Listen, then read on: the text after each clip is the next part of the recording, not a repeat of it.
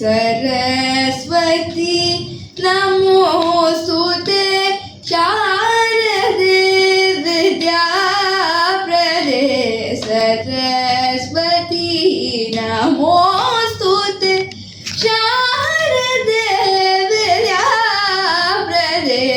सरस्वती नमोस्तुते.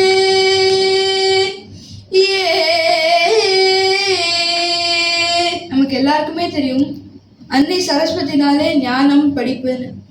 ஆனா பக்தா அப்படின்னா அவளுக்கு என்ன வேணா பண்ணுவாளாம். அப்படி ஒரு வாட்டி போதனா அப்படின்னு ஒரு பக்தாக்கு சமைச்சு போட்டிருக்காளாம். இவர் பசி பஞ்சம்னா அப்படி ஒரு பஞ்சமா.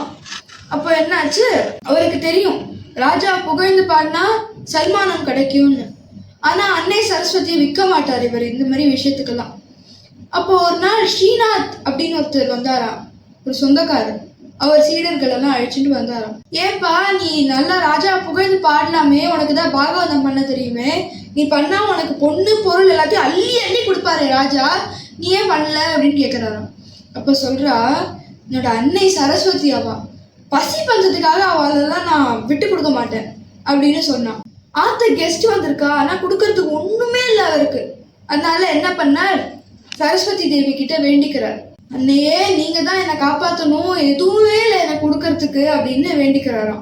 அப்போ சரஸ்வதி தேவி திரைக்கு அந்த பக்கம் சமையல் அறையில நிக்கிறாராம். அறுசுவை உணவு, வெரைட்டி ரைஸ்லேருந்து பாயசத்துலேருந்து பலகாரம் வரைக்கும் எல்லா அறுசுவை உணவு எல்லாத்தையும் சமைச்சு போடுறாளாம். திருப்தியா ஸ்ரீநாத் சாப்பிட்டு போனாராம். இதுல இருந்து நமக்கு என்ன தெரியுது, அன்னை சரஸ்வதி எது வரைக்கும் என்னாலும் இறங்கி பண்ணுவாளாம் பக்தர்களுக்காக. நமஸ்காரம். My name is Brinda Narayanan from கதா சிந்து பாட்சாலா.